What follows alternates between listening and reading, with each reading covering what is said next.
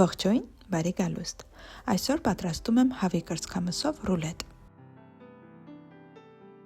Հավի կրծքամիսը բաժանում ենք շերտերի, ծածկում այն սննդային թաղանթով և լավ ծեծում։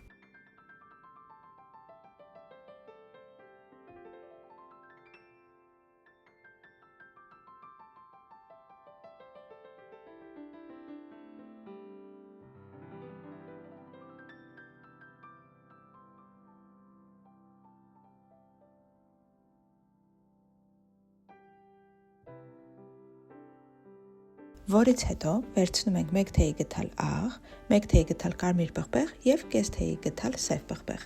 Լավ խառնում ենք և երկու կողմից համեմում կրծքամիսը։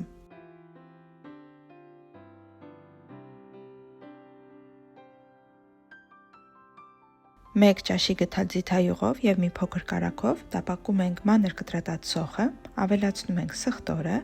1-2 ձող մանր կտրատած նեխուրը և գունավոր պղպեղները։ Տապակում ենք, մինչև մի փոքր բանջարեղենները փափկեն։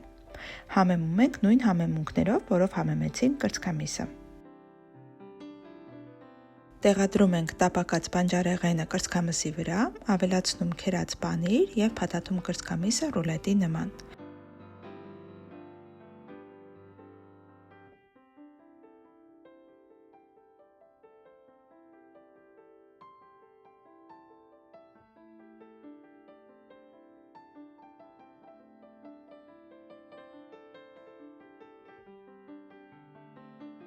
Որից հետո փաթաթում ենք այն բեկոնով և տեղափոխում 180 աստիճանով տաքացված ջեռոց 50-ից 60 րոպե։